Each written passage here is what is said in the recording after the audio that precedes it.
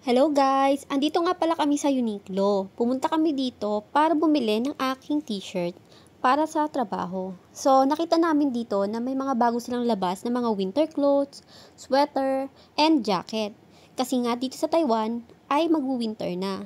So, ipapakita ko sa inyo guys yung mga sales item ng Uniqlo. And ito nga guys yung isa kong sinukat. Ang ganda niya pero parang ang laki niya sa akin tingnan. Pero, ito talaga yung uso yung parang may papakpak dyan. And, tinry ko rin tong isang sweater. Ang ganda nito, kaso lang parang hindi siya bagay sa aking outfit today. So, hindi ko siya nagustuhan. Pero, ang ganda niya sa mga, sa mga dress. And, nagtry din ako ng mga skirt and short.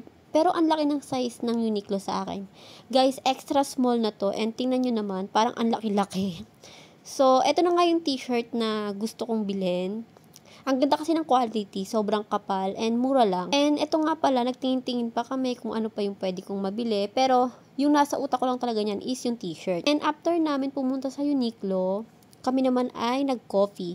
And pumunta kami dito sa napakagandang restaurant, napaka-cozy ng cafe. And yung ambience niya talagang ang ganda. And umorder kami ng latte and iced coffee. So, ayan, nilagay ko na yung milk. And, hindi ako mahilig sa iced coffee guys pero tinry ko lang. Nag-order din kami ng cheesecake, mango cotta, ayan. Mango panna cotta. Ang sarap nito guys, gabi. And, sobrang nagustuhan ko talaga siya. At sayang nga lang dahil natapon yung sauce. Yan pa naman yung nagpapasarap dyan. At grabe, hiyang-hiya ako. Located nga pala itong coffee shop sa Big City, Hsinchu. So, malapit lang to guys, and grabe, ang sarap ng mga cakes and drinks dito, kaya itry nyo na rin. Alam nyo ba na may karugtong itong video na to, na-delete ko lang yung video kung saan kami nag-lunch, kung saan kami kumain ng pasta, and hindi ko nagustuhan yung experience ko doon, dahil yung isang staff is hindi masyadong maganda yung kanyang pag-treat sa kanyang mga customer. Kaya yun, nag-complain yung asawa ko sa manager. And, ayun nga, so hindi na kami babalik doon kasi hindi naging maganda yung aming experience. At yung price ng food is mahal siya, pero yung lasa niya is hindi ganun ka worth it. Kaya, grabe. I think, hindi masyadong madami yung customer na kumakain sa restaurant na yon. Doon din yun sa 7th floor, sa parang food court ng Big City, sa taas. Kaya yon, ito lang yung maire-recommend ko sa inyo, itong coffee shop na to. Ito ay located sa ground floor ng Big City. So, marami kayong pagpipilian dito mga restaurant. Kaya dito talaga kami sa Big City pupunta kapag day off ko. Kasi bukod sa malapit na, maraming restaurant na pagpipilian.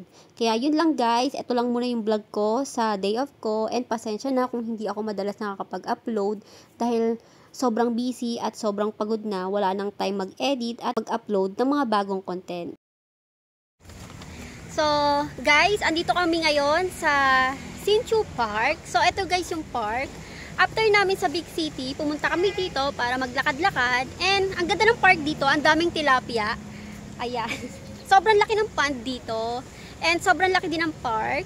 Wala masyadong tao kaya sobrang tahimik. Sarap mag-relax, magpalakad-lakad. Ayan. So, dito ko na i-end yung aking vlog for today. Sana nag-enjoy kayo. So, ayun lang yung mga kaganapan. Every day off, ayun, pupunta kami ng Hsinchu para mamasyal and mag-coffee. Ayan, kasi day off ko today and tomorrow day off ko. Pero sa bahay lang kami tomorrow, hindi na kami lalabas. Ganun naman kasi kapag 2 days off ko, sa first ng day off ko, mamamasyal kami, magre-relax. Pero sa second day naman is sa bahay lang, magpapahinga, mag-movie marathon. So, ipapakita ko sa inyo guys yung tilapia, grabe sobrang dami.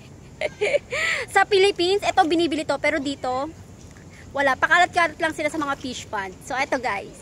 So, ayan guys, sobrang dami ng tilapia. Grabe, ang lalaki nila. Grabe, ayan. And merong bird dun guys, oh, ang ganda.